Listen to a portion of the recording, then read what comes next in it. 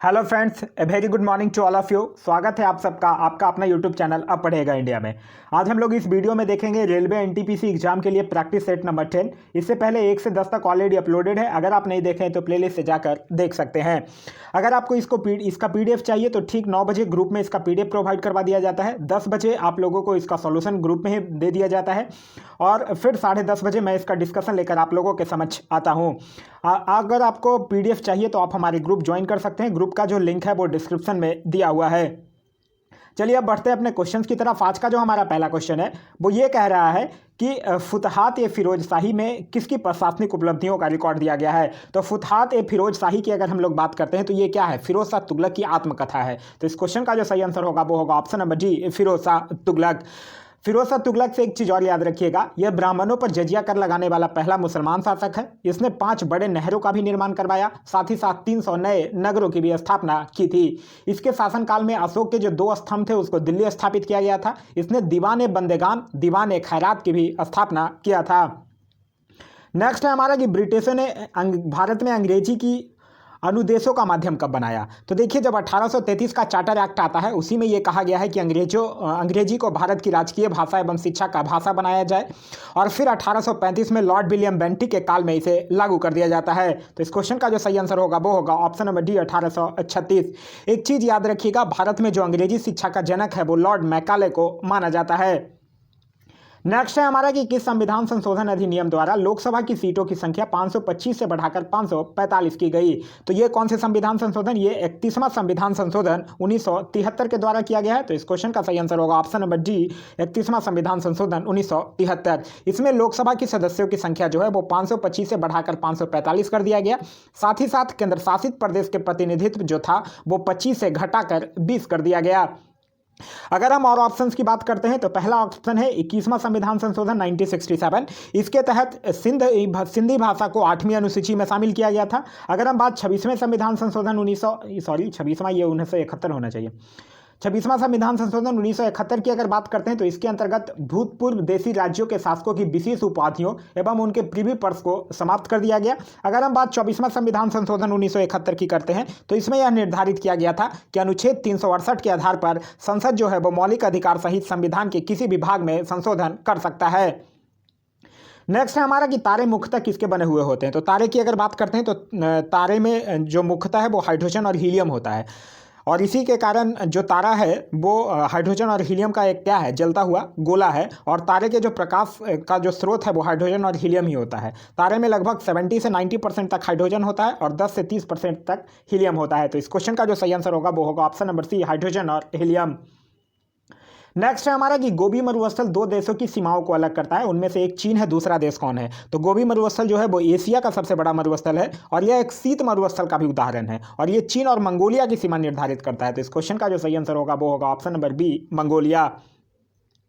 Next है हमारा कि दुनिया में बोली जाने वाली दूसरी सबसे बड़ी भाषा कौन सी है। तो दुनिया में बोली जाने वाली दूसरी सबसे बड़ी भाषा है अंग्रेजी। तो इस क्वेश्चन का सही आंसर होगा ऑप्शन नंबर सी।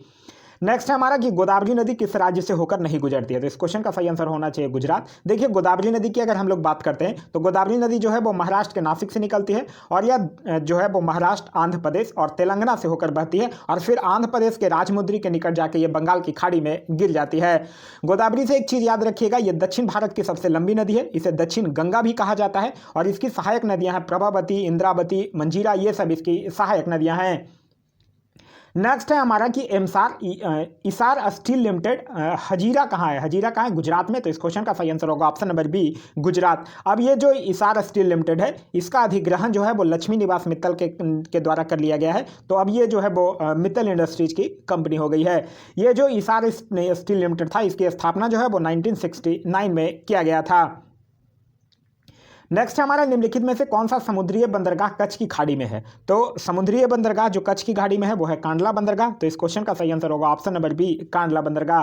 कांडला बंदरगाह जो है वो एक मुक्त बंदरगाह का उदाहरण भी है और इस बंदरगाह का अब नया नाम बदल कर रख दिया गया है जो कि दीनदयाल बंदरगाह हो गया है। नेक्स्ट है हमारा ब्लैंक की राजधानी है। तो गोवा की राजधानी पणजी है। तो इस क्वेश्चन का सही आंसर होगा option number C, Goa. Goa के मुख्यमंत्री का नाम है प्रमोद सावंत। गोवा जो है वो भारत का 25वां राज्य है। पणजी से एक चीज़ याद रखिएगा, पणजी जो है वो मंडोती नदी के किनारे स्थित है। नेक्स्ट है हमारा कि काराधन के निम्नलिखित सिद्धांतों में से कौन सा सिद्धांत जो है वो भुगतान करने की क्षमता के रूप में भी जाना जाता है, तो वो जाना जाता है निष्पक्षता का सिद्धांत। तो इस क्वेश्चन का सही आंसर होगा ऑप्शन नंबर बी, निष्पक्षता का सिद्धांत। आखिर निष्पक्षता का सिद्धांत है क्या? तो प्रत्येक व्यक्ति के द्वारा दिए जाने वाला जो कर है वो निश्चित होना चाहिए और उसमें कुछ असंगत नहीं होना चाहिए। प्रत्येक करदाता का जो भुगतान का स्थान है, वो राशि, भुगतान, ये सब सुनिश्चित हो, उसे ही हम लोग क्या कहते हैं, निष्पक्षता के सिद्धांत के नाम से जानते हैं।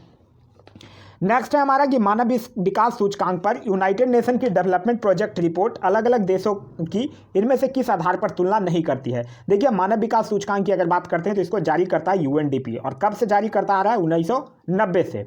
और इस सूचकांक की अगर हम लोग बात करते हैं तो इस सूचकांक को पाकिस्तान के एक अर्थशास्त्री थे जिनका नाम था महबूब उल हक, उनके द्वारा तैयार किया गया था, जिसमें कि आय, शिक्षा और जीवन प्रत्याशा के आधार पर इस सूचकांक को तैयार किया जाता है। तो इसमें कॉर्पोरेट गवर्नेंस नहीं आएगा, तो इस क्वेश्चन का सही आंसर होगा option number B, corporate governance. मानव विकास सूचकांक की अगर बात करते हैं तो 2020 का जो मानव विकास सूचकांक आया है उसमें भारत का जो रैंक है वो है 130वां। नेक्स्ट हमारा ये भारत सरकार की योजना सेतु भारतम का उद्देश्य क्या है। तो सेतु भारतम का उद्देश्य है राष्ट्रीय राजमार्गों पर पुलों का निर्माण करना। तो इस क्वेश्चन का सही आंसर होगा ऑप्शन नंबर ए, राष्ट्रीय राजमार्गों पर पुलों का निर्माण करना। नेक्स्ट है हमारा कि विकल्पों में से उस संगठन को पहचानिए जो शेष से भिन्न है। तो एक है आईआईएसएम बैंगलोर और बाद बाकी है सब आईएसएम। देखिए, जो आईएसएम जो जितने भी कॉलेजेज हैं, आईएसएम जो है वो ये सब मैनेजमेंट कॉलेज है, मतलब प्रबंधन संस्थान है, यहाँ से आप एमबीए या हायर डिग्री कर सकते हैं। लेकिन जो ये आईआईएससी बैंगलोर है ये डिफरेंट है तीनों से। तो इस क्वेश्चन का सही आंसर होगा ऑप्शन नंबर ए, क्योंकि जो आईआईएससी बैंगलोर है ये वैज्ञानिक अनुसंधान और उच्च शिक्षा संस्थान है, बाद बाकी ये तीनों जो है वो मैनेजमेंट का कॉलेज है। तो इस क्वेश्चन का जो सही आंसर होगा वो होगा ऑप्शन नंबर ए। नेक्स्ट हमारा कि पंडित बिरजू महाराज ने फिल्म बाजीराव मस्तानी में अभिनेत्री दीपिका पादुकोण के गीत के नृत्य का निर्देशन किया, वो भारतीय नृत्य के किस रूप के लिए प्रख्यात हैं। तो वो कथक के हैं। तो इस क्वेश्चन का सही आंसर होगा ऑप्शन नंबर एक, कथक। देखिए, बिरजू महाराज, एक और नाम याद रखिएगा लच्छू महाराज, ये भी कथक के हैं। ओडिसी की अगर बात करते हैं तो नाम याद रखिएगा सोनल मानसिंह जो है वो ओडिसी के प्रमुख कलाकार हैं। कुचिपुड़ी की अगर बात करते हैं तो नाम याद रखिएगा यामिनी कृष्णमूर्ति। अगर कथकली की बात करते हैं तो एक नाम याद रखिएगा उदय शंकर कृष्ण नायर। नेक्स्ट है हमारा कि कुलम किसकी एसआई इकाई है। तो कुलम की अगर हम बात करते हैं, देखिए प्रतिरोध की अगर बात करते हैं तो प्रतिरोध का तो एसआई इकाई क्या होता है, ओम होता है। विभवांतर की अगर बात करते हैं तो विभवांतर का जो मात्रक होता है वो वोल्ट होता है। विद्युत प्रवाह की अगर हम लोग बात करते हैं तो विद्युत धारा का एसआई मात्रक क्या होता है, एम्पियर होता है। और विद्युत आवेश की एसआई मात्रक कुलम होती है। तो इस क्वेश्चन का सही आंसर होगा ऑप्शन नंबर जी, विद्युत आवेश। नेक्स्ट है हमारा कि 30 मीटर पर सेकंड की गति से चलने वाला 2 किलोग्राम द्रव्यमान के बॉल की गतिज ऊर्जा ज्ञात कीजिए। यहाँ एम कितना दिया हुआ है, एम दिया हुआ है 2 kg, ठीक है। और भी का मान कितना दिया हुआ है, 30 मीटर पर सेकंड। तो यहाँ से काइनेटिक एनर्जी निकालने आप तो कह रहे हैं। काइनेटिक एनर्जी का फॉर्मूला क्या होता है, हाफ mv²। तो इस फॉर्मूले पर रख दीजिएगा तो जो आपका आंसर आ जाएगा वो 900 आ जाएगा। चूंकि ये एनर्जी है तो इसकी यूनिट क्या हो जाएगी, जूल हो जाएगी। तो इस क्वेश्चन का सही आंसर होगा option number B, 900 joule. Next है हमारा कि जब किसी बंदूक से गोली चलाई जाती है तो इसकी संभावित स्थितिज ऊर्जा किसमें परिवर्तित होती है। तो देखिए, बंदूक से जब गोली चलाई जाएगी तो स्थितिज ऊर्जा जो होगी वो किसमें, पोटेंशियल एनर्जी जो है वो काइनेटिक एनर्जी में यानी कि गतिज ऊर्जा में परिवर्तित हो जाएगी। तो इस क्वेश्चन का सही आंसर होगा ऑप्शन नंबर ए, गतिज ऊर्जा। नेक्स्ट हमारा निम्न में से क्या तरंग की विशेषता नहीं है। देखिए, तरंग की विशेषता तरंग दैर्घ्य है, आवृत्ति है, आयाम भी है, माध्यम नहीं है, क्योंकि माध्यम की अगर हम लोग बात करते हैं तो ये ध्वनि की विशेषता है। तो इस क्वेश्चन का सही आंसर होगा ऑप्शन नंबर डी, माध्यम। नेक्स्ट हमारा कि रातों के समय तारों का टिमटिमाना जो है वो किसके कारण होता है। तो तारों का टिमटिमाना जो है वो वायुमंडलीय अपवर्तन के कारण होता है। तो इस क्वेश्चन का सही आंसर होगा ऑप्शन नंबर ए, वायुमंडलीय अपवर्तन। अपवर्तन क्या होता है, जब प्रकाश जो है वो एक माध्यम से दूसरे माध्यम में प्रवेश करता है तो अपने वास्तविक पथ से क्या होता है, मुड़ जाता है, और यही घटना क्या कहलाती है, अपवर्तन कहलाती है। अपवर्तन के कुछ उदाहरण है जैसे तारों का टिमटिमाना, पानी में तैरती मछली जो थोड़ी ऊपर उठी हुई प्रतीत होती है, या फिर अब जब अगर आप पानी में एक सिक्का डालते हैं वो जो है वो थोड़ा सा उठा हुआ प्रतीत होता है। ये सब क्या है, अपवर्तन के उदाहरण हैं। नेक्स्ट है हमारा कि निम्नलिखित तकनीकी आविष्कारों में से कौन जो है वो सबसे पहले हुआ था। तो सबसे पहले हुआ था, ऑप्शंस के अकॉर्डिंग अगर देखिएगा तो सबसे पहले हुआ था दूरबीन। दूरबीन जो था वो लगभग 1608-1609 में ही हो गया था। टेलीग्राफ की अगर बात करते हैं तो इसका आविष्कार जो है वो 1753 के आसपास हुआ है। टेलीफोन का आविष्कार ग्राहम बेल ने 1876 में किया था। और टेलीटाइप, जिसको कि हम लोग टेली प्रिंटर के नाम से जानते हैं, इसका आविष्कार जो है वो 1987 के आसपास हुआ है। तो इस क्वेश्चन का जो सही आंसर होगा वो होगा ऑप्शन नंबर बी, दूरबीन का जो निर्माण है वो 1608 के आसपास में हुआ है। और ये किए किसने थे, एक हॉलैंड के वैज्ञानिक थे जिनका नाम था हेंस लिप्रेसी, उनके द्वारा ये किया गया था। नेक्स्ट है हमारा कि परमाणु के नाभिक में होता है, तो परमाणु के नाभिक में प्रोटॉन और न्यूट्रॉन होते हैं, और इलेक्ट्रॉन जो होता है वो बाहरी कक्षा में क्या होता है, चक्कर लगाता रहता है। तो इस क्वेश्चन का सही आंसर होगा ऑप्शन नंबर डी, प्रोटॉन और न्यूट्रॉन। नाभिक की अगर बात करें तो नाभिक की खोज जो है वो रदरफोर्ड के द्वारा किया गया था। नाभिक की जो त्रिज्या होती है वो 10⁻⁻15 मीटर के बराबर होती है। नेक्स्ट है हमारा ब्लैंक इलेक्ट्रॉनों की समान संख्या वाले परमाणु अणु आयन होते हैं। तो इलेक्ट्रॉनों की समान संख्या वाले परमाणु को हम लोग क्या बोलते हैं, आइसो इलेक्ट्रॉनिक बोलते हैं। तो इस क्वेश्चन का सही आंसर होगा option number C, isoelectronic. Next है हमारा कि जब लिटमस को बोरेक्स के विलयन में लिया जाता है तो यह क्या हो जाता है, तो जब लिटमस को बोरेक्स के विलयन में डाला जाएगा तो यह नीले रंग का हो जाएगा। तो इस क्वेश्चन का सही आंसर होगा ऑप्शन नंबर बी, नीले रंग का हो जाएगा, क्योंकि बोरेक्स क्या है, बोरेक्स का जो विलयन है वो क्षारीय होता है, इसी के कारण यह लिटमस पेपर को क्या कर देता है, नीला कर देता है। और जो अम्लीय विलयन अगर होगा तो वो क्या करेगा, नीले लिटमस पेपर को लाल कर देगा। तो इस क्वेश्चन का सही आंसर है ऑप्शन नंबर बी, नीला। नेक्स्ट है हमारा कि जीवन की मूलभूत इकाई क्या है, तो जीवन की मूलभूत इकाई क्या है, सेल है यानी कोशिका। तो इस क्वेश्चन का सही आंसर है ऑप्शन नंबर ए, कोशिका। कोशिका की जो खोज है वो 1665 में रॉबर्ट हुक के द्वारा किया गया था। एक चीज याद रखिएगा, कोशिका के अंदर जो प्रोटीन का संश्लेषण होता है वो राइबोसोम में होता है। नेक्स्ट है हमारा कि किस प्रकार के उत्तक में एक समान कार्य करने वाली विभिन्न प्रकार की कोशिकाएं होती है, तो ये जटिल उत्तक में होता है। तो इस क्वेश्चन का सही आंसर होगा ऑप्शन नंबर बी, जटिल उत्तक में। जटिल उत्तक को फिर हम लोग दो पार्ट में क्लासिफाई करते हैं, जो होता है जाइलम और एक होता है फ्लोएम। जटिल उत्तक से एक चीज याद रखिएगा, जटिल उत्तक के कोशिकाओं के बीच जो होता है वो इंटरसेलुलर स्पेस जो होता है, मतलब अंतर कोशिकाएं स्थान जो होता है वो नहीं पाया जाता है। नेक्स्ट है हमारा कि विकास का सिद्धांत किसके द्वारा प्रस्तावित किया गया था, तो विकास का सिद्धांत जो है वो चार्ल्स डार्विन के द्वारा प्रस्तावित किया गया था। तो इस क्वेश्चन का सही answer option number A, Charles Darwin. Charles Darwin की एक बुक आई थी द ऑरिजिन ऑफ स्पीशीज, इसी में जैव विकास की व्याख्या की गई है। एक चीज क्वेश्चन और पूछा जाता है कि जैव विकास को सर्वप्रथम किसने समझाया था, तो जैव विकास को सर्वप्रथम लैमार्क ने समझाया था। नेक्स्ट हमारा कि रक्त का इनमें से कौन सा घटक जो है वो ऑक्सीजन का परिवहन करता है, तो ऑक्सीजन का परिवहन करता है आरबीसी यानी लाल रुधिर कणिकाएं, रेड ब्लड कॉर्पसेल्स। तो इस क्वेश्चन का सही आंसर होगा ऑप्शन नंबर डी। आरबीसी का जो निर्माण है वो लाल अस्थि मज्जा में होता है, लेकिन एक चीज़ याद रखिएगा, आरबीसी जो है गर्भावस्था की अगर बात करते हैं तो गर्भावस्था में आरबीसी का जो निर्माण होता है वो प्लीहा और यकृत में होता है। आरबीसी का जो औसत आयु काल होता है वो 120 दिनों का होता है। नेक्स्ट हमारा निम्न में से कौन सा एक विकल्प द्वारा एचआईवी एक व्यक्ति से दूसरे व्यक्ति में प्रसारित नहीं होता है, तो मच्छर के काटने से ही नहीं होगा।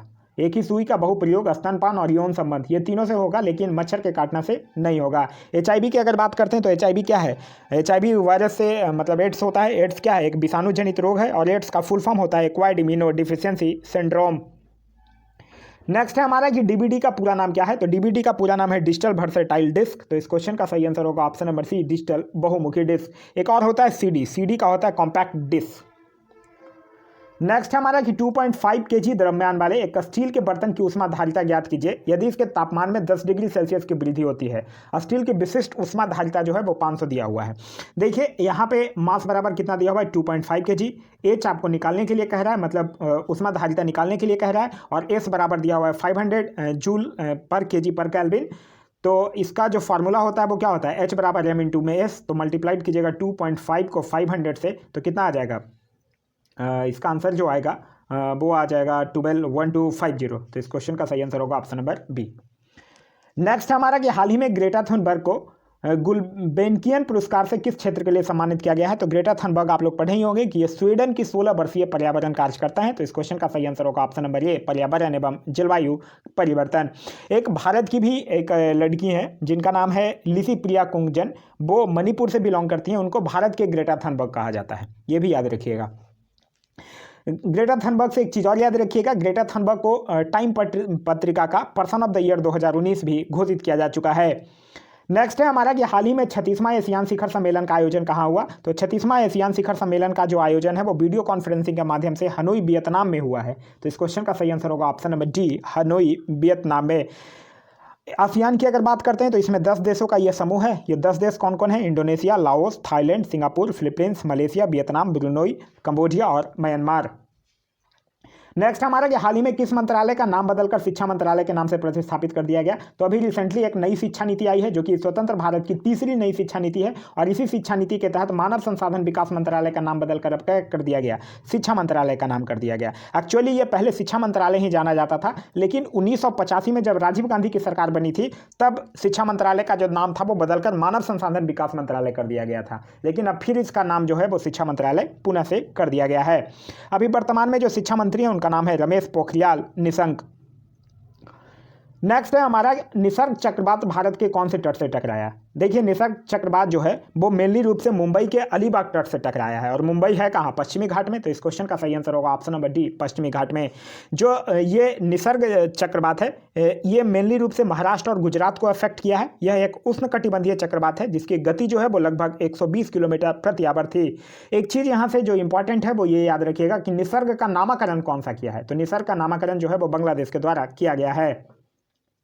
नेक्स्ट हमारा बी थिंक डिजिटल कार्यक्रम को किस प्रसिद्ध सोशल मीडिया ऐप के द्वारा लॉन्च किया गया है। तो बी थिंक डिजिटल कार्यक्रम को फेसबुक के द्वारा लॉन्च किया गया है। तो इस क्वेश्चन का सही आंसर होगा ऑप्शन नंबर सी, फेसबुक। और इस कार्यक्रम के तहत मतलब बी थिंक डिजिटल कार्यक्रम के तहत फेसबुक जो है वो 7 भारतीय राज्य में 1 लाख महिलाओं को डिजिटल साक्षरता प्रदान करेगा। वो 7 भारतीय राज्य हैं असम, पश्चिम बंगाल, मध्य प्रदेश, गुजरात, झारखंड और बिहार।